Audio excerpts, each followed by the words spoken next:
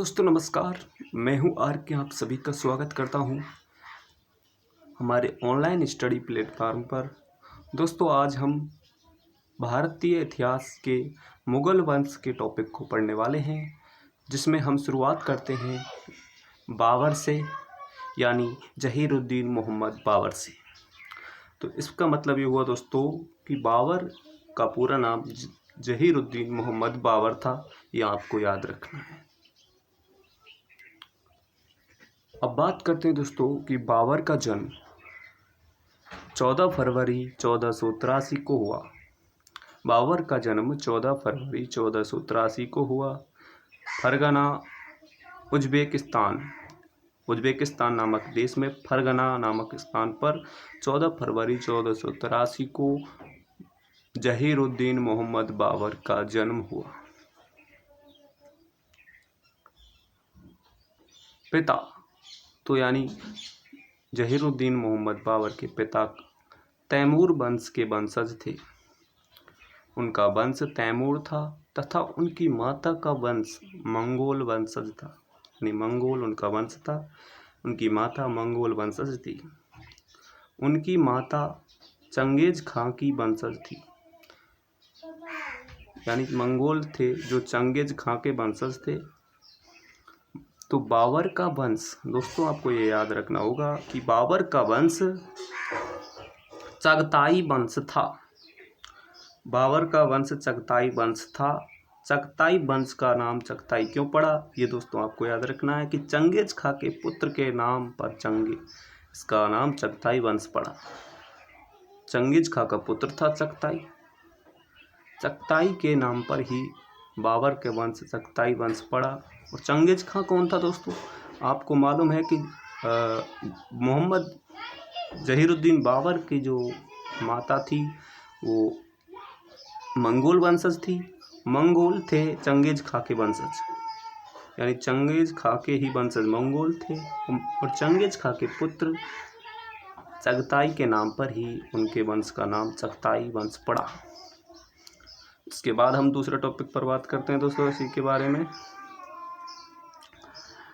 कि मुगल शब्द आधुनिक इतिहासकारों के द्वारा पड़ा है। मुगल शब्द है जो आधुनिक इतिहासकारों की देन है। मुगल वंश इसी प्रकार आधुनिक इतिहासों की देन के कारण मुगल वंश कहलाया। अब बात करते हैं दोस्तों कि बाबर की उपाधि, कि बाबर ने कौन कौन सी उपाधि धारण की। दोस्तों आपको याद रखना होगा, बाबर ने कलंदर और पादशाह की उपाधि धारण की। कलंदर एवं पादशाह की उपाधि धारण की। इसके अलावा गाजी की भी उपाधि भी धारण की। गाजी की उपाधि धारण की। तीसरे नंबर की अगर बात करें उपाधि की तो गाजी हो सकती है। देखिए ये पानीपत की लड़ाई के टाइम की कलंदर की आप, और गाजी की आपकी खानवा, जब खानवा का युद्ध हुआ उस समय उपाधि, और ये कलंदर की उपाधि पानीपत के युद्ध के समय की है। अब बात करते हैं कि बाबर के प्रमुख अभियान। दोस्तों बाबर ने कौन कौन से अभियान किए। दोस्तों देखिए आप 1501 ईस्वी में बाबर ने समरकंद के खिलाफ अभियान किया। समरकंद के खिलाफ युद्ध लड़ा जिसमें विजय रहे। 1504 में काबुल विजय रही। 1504 में काबुल पर विजय पाई बाबर ने। 1504 में काबुल विजय पाई। इसी के साथ हम बात करते हैं कि बाबर के भारत पर प्रमुख आक्रमण। बाबर ने भारत पर कौन कौन से आक्रमण किए, इनको सभी को हम टॉपिक वाइज नंबर वाइज पढ़ेंगे, लेकिन उन सबको पढ़ने से पूर्व एक बार रिवीजन करते हैं बाबर का परिचय। फिर से ऊपर से एक बार हम रिवीजन करते हैं शुरू से। तो आपको याद रखना है दोस्तों, बाबर का पूरा नाम जहीरुद्दीन मोहम्मद बाबर था। इनका जन्म 14 फरवरी 1483 को हुआ। फरगना उज्बेकिस्तान नामक स्थान पर इनका जन्म हुआ। इनके पिता तैमूर वंशज थे। इनकी माता मंगोल वंशज थी। चंगेज खां के वंशज ही मंगोल कहलाए। बाबर का वंश चगताई वंश था, क्योंकि मंगोल चंगेज खां के वंशज थे। चंगेज खां के पुत्र चगताई के नाम पर ही मंगोलों का वंश चगताई वंश कहलाया। मुगल शब्द आधुनिक इतिहासकारों की देन है। इसके अलावा बाबर की 2-3 उपाधियां हैं जिनको आपको याद रखना है। पहली उपाधि कलंदर, जिसे पानीपत के युद्ध के समय धारण किया गया। उसके बाद पादशाह के अलावा तीसरे नंबर की गाजी, जिसे खानवा के युद्ध के समय धारण किया गया। अब बात करते हैं बाबर के प्रमुख अभियान जो भारत के अलावा थे, जिनमें 1501 में समरकंद के खिलाफ और 1504 ईस्वी में काबुल विजय। यहाँ तक आपको क्लियर होना जाना चाहिए क्योंकि हमने अब 2 बार रिवीजन करा दिया। दोस्तों अब बात करते हैं बाबर के भारत पर जो प्रमुख आक्रमण हैं उनके बारे में। दोस्तों बाबर के भारत पर प्रमुख आक्रमण। दोस्तों प्रथम आक्रमण 1518-1519 यूसुफजाई जाति के खिलाफ किया गया। 1518-1519 में यूसुफजाई जाति के खिलाफ किया गया। ये सब जो जानकारी है हमें बाबरनामा से मिलती है। बाबरनामा से हमें ये जानकारी मिलती है कि यूसुफजाई जाति के खिलाफ 1518-1519 में बाबर ने युद्ध किया, जिसमें इसे बाजौर विजय के नाम से जाना जाता है दोस्तों। अतः जो यूसुफ जाति थी वो बाजौर पर अधिकार करती थी, यानी यूसुफ जाति का अधिकार बाजौर पर था, जिसको बाजौर विजय के नाम से जाना गया। बाजौर विजय। इसके अलावा हम बात करते हैं बाबर के अन्य प्रमुख युद्धों की। अब दोस्तों हम बात करते हैं बाबर के द्वितीय युद्ध यानी 1519 में जो युद्ध लड़ा गया था, जिसे खैबर दर्रे में प्रवेश करने के कारण पेशावर का युद्ध कह सकते हैं, क्योंकि बाबर ने खैबर दर्रे में प्रवेश किया। खैबर दर्रा दोस्तों पेशावर के अंदर है, जहां से वापस लौट गए बाबर को सफलता नहीं मिली, जिसके कारण वापस लौट गया। आपको याद रखना है खैबर दर्रे में बाबर ने प्रवेश किया। प्रवेश करने के दौरान उसे सफलता नहीं मिली। जो खैबर दर्रा है जो पेशावर के अंदर है, सन 1519 की ये बात है दोस्तों, ये आपको याद करना होगा। अब हम बात करते हैं दोस्तों तृतीय युद्ध 1526 ईस्वी में, जिसे पानीपत का युद्ध के नाम से जाना जाता है, जिसे पानीपत के युद्ध में बाबर की विजय हुई। कलंदर की उपाधि धारण की, जिसको हमने पहले बता दिया है कि पानीपत के युद्ध के विजय के उपलक्ष्य में कलंदर की उपाधि धारण की। पानीपत का प्रथम युद्ध बाबर और इब्राहिम लोदी के मध्य हुआ, ये आपको याद रखना। इब्राहिम लोदी एक जवान शासक था, नवयुवक था। इब्राहिम लोदी और बाबर के मध्य ये जो युद्ध हुआ, इसमें बाबर की विजय हुई। इसके बाद दोस्तों हम बात करते हैं बाबर के चौथे युद्ध खानवा के युद्ध के बारे में। खानवा का युद्ध दोस्तों भरतपुर राजस्थान में हुआ। ये स्थान भरतपुर राजस्थान में है, खानवा।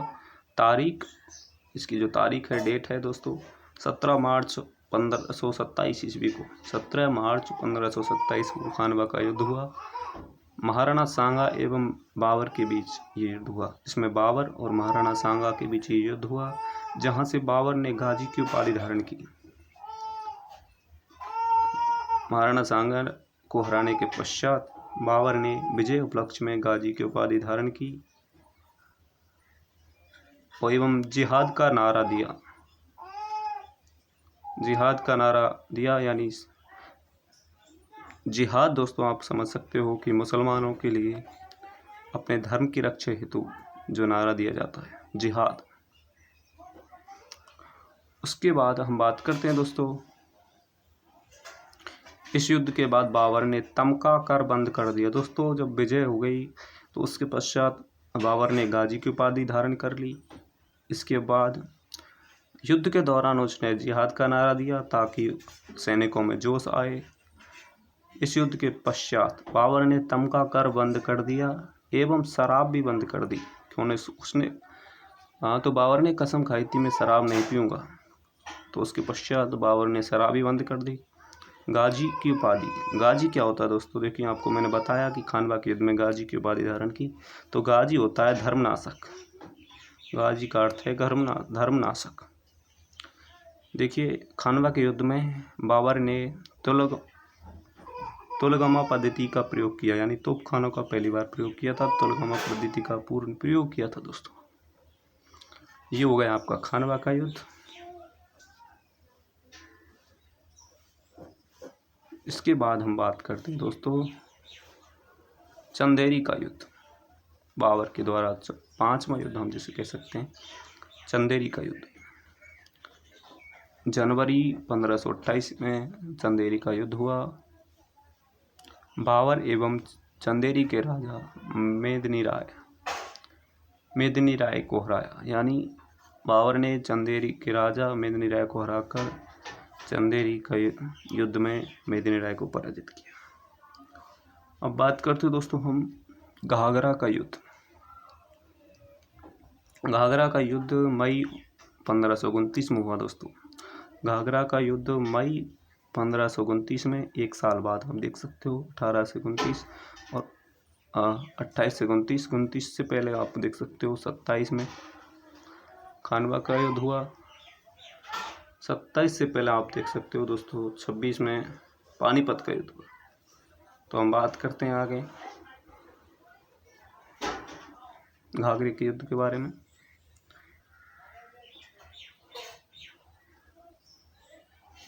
घाघरा का युद्ध महमूद लोदी और बाबर के मध्य हुआ था दोस्तों, जिसमें महमूद लोदी कौन था ये आपको ध्यान रखना है। महमूद लोदी था बंगाल बिहार जो अफगान की संयुक्त सेना थी। बंगाल बिहार सेना का नाम था, जो अफगान की सेना थी, जिसमें जो एक संयुक्त सेना थी बंगाल बिहार अफगानी सेना थी, जिसका सेनापति था ये महमूद लोदी, उसका सेनापति था। मई 1529 में ये युद्ध हुआ, जिसमें बाबर की विजय हुई। इसके बाद हम बात करते हैं बाबर की मृत्यु की बात करने वाले हैं, लेकिन उससे पहले एक बार हम युद्ध जो भी उनके अभियान थे भारत में, उनका एक बार फिर से रिवीजन करते हैं फास्ट मोड में। जैसा कि आपको मैंने शुरू में बताया था कि भारत में प्रथम अभियान जिनका था 1518-1519 में यूसुफ जाय जाति के खिलाफ हुआ, इसकी जानकारी हमें बाबरनामा से मिलती है। भाई जो यूसुफ जाय जाति थी उनका अधिकार बाजौर पर था, इसी कारण इसे बाजौर विजय के नाम से जाना जाता है। इसके पश्चात हम बात करते हैं द्वितीय अभियान 1519 में। खैरब दर्रे को पार करने की कोशिश की बाबर ने। पेशावर में एक खैबर दर्रा है, जहां से वो वापस लौट गया क्योंकि उसे सफलता नहीं मिली। 1526 में पानीपत का प्रथम युद्ध जीता। आपको याद रखना है कि 1526 ईस्वी में पानीपत का प्रथम युद्ध हुआ, जो कि इब्राहिम लोदी एवं बाबर के मध्य हुआ, जिसमें बाबर की विजय हुई। बाबर ने विजय के उपलक्ष्य में कलंदर की उपाधि धारण की। इसके पश्चात हम खानवे के युद्ध के बारे में बताते हैं। खानवा भरतपुर राजस्थान में खानवा नामक स्थान है। ये 17 मार्च 1527 में हुआ। इसकी तारीख आप याद रख सकते हो 17 मार्च 1527 ईस्वी। महाराणा सांगा एवं बाबर के बीच ये युद्ध हुआ। बाबर ने विजय के उपलक्ष्य में गाजी की उपाधि धारण की एवं जिहाद का नारा दिया। आप जानते हो जिहाद। इसके पश्चात हम बात करते हैं इस युद्ध के बाद बाबर ने तमका कर बंद कर दिया एवं शराब बंद कर दी। और गाजी यानी होता है धर्मनाशक। इस युद्ध में बाबर ने तुलगमा पद्धति का प्रयोग किया। अब बात करते हैं चंदेरी का युद्ध। चंदेरी का युद्ध जनवरी 1528 में हुआ। बाबर एवं चंदेरी के राजा मेदिनी राय के मध्य हुआ, जिसमें मेदिनी राय को बाबर ने हराया। उसके पश्चात हम बात करते हैं घाघरा का युद्ध। घाघरा का युद्ध मई 1529 में हुआ। महमूद लोदी एवं बाबर के बीच हुआ, जिसमें महमूद लोदी को बाबर ने हराया। महमूद लोदी कौन था? बंगाल बिहार जो अफगान की संयुक्त सेना थी उसका सेनापति था। अब हम बात करते हैं कि बाबर की मृत्यु कब हुई। तो आप देख सकते हो दोस्तों, बाबर की मृत्यु 26 दिसंबर। दोस्तों बाबर की मृत्यु 26 दिसंबर 1530 में हुई। बाबर की मृत्यु 26 दिसंबर 1530 में हुई। बाबर को आगरा के आराम बाग में दफनाया गया। बाबर को आगरा के आराम बाग में दफनाया गया। दूसरी बार बाबर को काबुल में दफनाया गया। देखिए, 2 बार बाबर को दफनाया गया था। प्रथम बार आगरा के आराम बाग में, उसके पश्चात दूसरी बार बाबर को काबुल में दफनाया गया। ये आपको याद रखना है। 26 दिसंबर 1530 को बाबर की मृत्यु हुई। अब बाबर की प्रमुख जो संबंधित बातें आती हैं उनके ध्यान रखना है। गज ए बाबरी, ये सड़क की माप का एक पैमाना था, जिसे गज ए बाबरी कहा जाता था। अब बात करते हैं गजीफा, ताश का खेल, यानी बाबर का प्रिय खेल था ये गजीफा। 2 खेल थे प्रमुख, देखिए, प्रथम गजीफा, द्वितीय इश्कबाजी। ये प्रिय खेल थे। इश्कबाजी कबूतरों का खेल था तथा गजीफा ताशों का खेल था। आप याद रखना है, गजे बाबरी सड़क की माप का पैमाना था एवं गजीफा ताश का खेल था जो बाबर का प्रिय खेल था। इश्कबाजी कबूतरों का खेल था जो बाबर का प्रिय खेल था। रिसाल ए उसज, आप देख सकते हो, रिसाल ए उसज